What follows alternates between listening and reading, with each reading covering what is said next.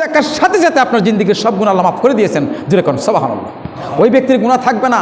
আরাফার ময়দানে, আরাফা মানে মিলন, আরাফার ময়দানে যাওয়ার মাত্র যদি কোনো ব্যক্তি, নবীজি বলেছেন, যদি কোনো ব্যক্তি বলে আল্লাহ আমার গুনাহ মাফ করছেন, আমি গুনাহ করতে করতে এত গুনাহ করেছি, আল্লাহ মনে হয় আমার গুনাহ মাফ করবে না, ওই কথা যদি ধারণাও করে অন্তরে, মনে মনে বলে আল্লাহ আমাকে মাফ করবো নি, নবী বলছেন ওই ব্যক্তি গুনাহ করলো। অর্থাৎ আপনি আরাফার ময়দানে যাওয়ার সাথে সাথে আপনার জিন্দিগির সব গুনাহ আল্লাহ মাফ করে দিয়েছেন। সুবহানাল্লাহ বলেন। আল্লাহ পাক রেখে দিয়েছে। এই জন্যই আল্লাহ পাক বললেন, ইব্রাহিম খলিল, ও আমার বন্ধু, আমি আপনাদের মুনাজাত, আপনাদের ডাক আমি আল্লাহ কবুল করলাম। আল্লাহ পাক আসমানটাকে ফাঁক করে দিলেন। আসমানটাকে কী করলেন? ফাঁক করে দিলেন। একটা ছায়া, বাইতুল মামুরের ছায়া। খানায় কাবা কিন্তু সপ্তম আকাশের উপরে বাইতুল মামুরের ছায়া, এখানে কাবা এইভাবে করে নির্মাণ করছেন। আজকে এখানে আসছে মাকামে ইব্রাহিম, একটা পাথর আছে। যারা হজ করতে যাবেন দেখবেন বাইন্ডিং করে সুন্দর করে রাখছে একটা পাথর। এই পাথরের ভিতরে দুইটা দাগ আছে, এটাকে বলা হয় মাকামে ইব্রাহিম। সেই পাথরের দ্বারাই আল্লাহ নবী ইব্রাহিম খলিল খানায় কাবাকে কমপ্লিট করেছিলেন, নির্মাণ করেছিলেন, সুন্দর করেছিলেন। যেরকম সুবহানাল্লাহ। কীভাবে? লিফট। আমরা এখন লিফটে উঠে নেব। এখন তো 7 তলা 22 তলা 20 তলা বিল্ডিংয়ে উঠলে লিফট আছে না, তখন তো আর লিফট ছিল না। আমি বলবো পৃথিবীর মানুষকে, আপনারা লিফট সৃষ্টি করছেন ঠিকই, কিন্তু পৃথিবীর শ্রেষ্ঠ লিফট হইল মাকামে ইব্রাহিম। যেরকম সুবহানাল্লাহ। ওই পাথরে যখন দাঁড়াইতেন ইব্রাহিম ও খলিল, এর আগে আমি আপনাকে বলে দিই, সময় সংক্ষিপ্ত। অর্থাৎ আল্লাহ বললেন, এই বাইতুল মামুরের ছায়া যেখানে যে থামবে তুমি একটা দাগ দিবা। সুবহানাল্লাহ বলেন। এখানে দাগ দিবা, এখানে ঘর নির্মাণ করবা। এটা হলো পৃথিবীর মাঝখান, মধ্যখান। যেরকম সুবহানাল্লাহ। ওই বাইতুল মামুরের ছায়ায় যখন থামলো, আসমান দুটো বিভাগ হয়ে গেল, ছায়াটা যখন জমিনে পড়ছে, ইব্রাহিম খলিল দাগ দিয়ে দিলেন। সেটাই হলো খানায়ে কাবা, মুসলমানদের জন্য শ্রেষ্ঠ ঘর। যেরকম আলহামদুলিল্লাহ, আলহামদুলিল্লাহ। ভাইরা আমার, দাগ দিলেন, নির্মাণ করলেন। লম্বা ইতিহাস। নির্মাণ করতে যাইয়া এখন উপরে কিন্তু লাগাল পাচ্ছেন না, সিঁড়ির ব্যবস্থা ছিল, কোনো কিছু ছিল না। ওই পাথরের মাঝে ইব্রাহিম খলিল দাঁড়াইলে পাথরকে বলতেন, তুমি একটু ডাইনে যাও, হ্যাঁ তুমি একটু ডাইনে যাও, এদিকে প্লাস্টার করব, তুমি একটু এদিকে যাও, গাঁথনি করব। তো এই পাথর, এই মাকামে ইব্রাহিম পাথরে দাঁড়াইয়া আল্লাহর খলিল ইব্রাহিম ও খলিল আলাইহিস সালাতু ওয়াস সালাম পাথরকে যে নির্দেশনা দিতেন, সেই নির্দেশনা পাথর কাজ করতো লিফটের মতো। যেরকম সুবহানাল্লাহ, সুবহানাল্লাহ।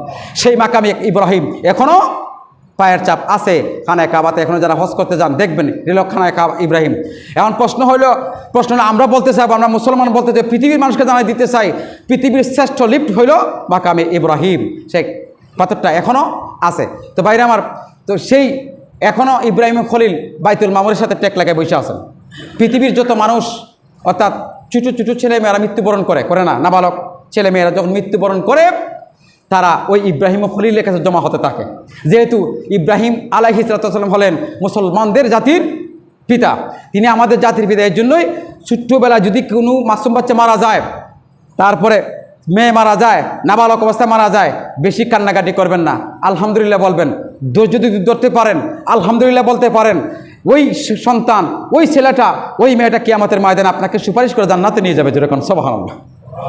আমার ভাইয়ের, আল্লাহর নবী যখন মেরাজ শরীফে গেলেন, সপ্তম আকাশের উপরে বিরাট কুরসির ভিতরে বাইতুল মামুরকে টেক লাগাইয়া ইব্রাহিম খলিল বসা, আল্লাহর নবীকে সালাম আনতে সাক্ষাৎ করলেন, দেখা করলেন।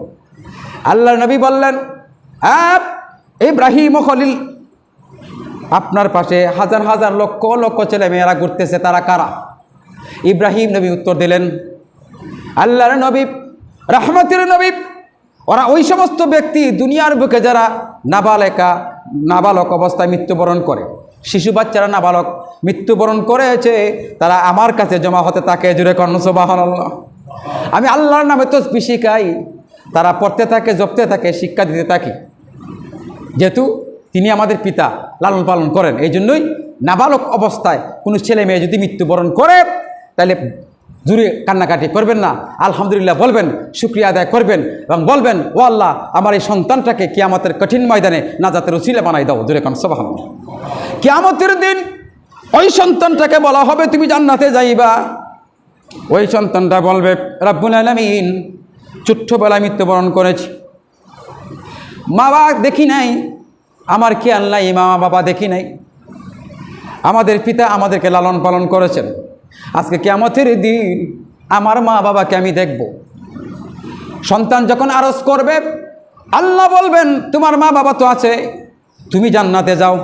সন্তান বলবে জান্নাতে যাব না, আগে মা বাবার সাথে সাক্ষাৎ করব। পরিচয় করাই দিবেন। ওই সন্তানটা ধরবে, বাবা গো, ও মা, ছোট্টবেলায় মৃত্যুবরণ করেছি, তোমাকে দেখি নাই। সপ্তম আকাশের উপরে আমাদের পিতা আমাদেরকে লালন পালন করেছে। হাদিস শরীফ প্রমাণ করে, ওই মা বাবা যদি জাহান্নামীয় হয়, সন্তানকে টিকিট দেওয়া হবে জান্নাতে যাও।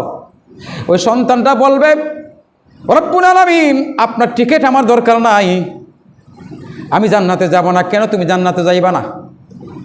এই জন্য যাব না, আমার মা বাবাকে নিয়ে আমি যাব।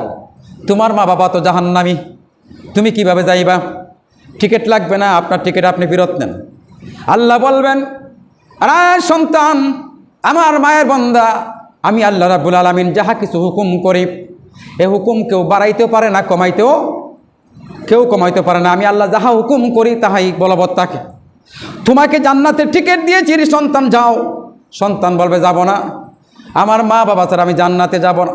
আল্লাহ বলবেন, আরে সন্তান, টিকিট যখন তোমাকে আমি দিয়ে দিয়েছি, যেটা আমি দিয়ে দিই সেটা ফেরত নেই না, সেটা ফেরত নেই না।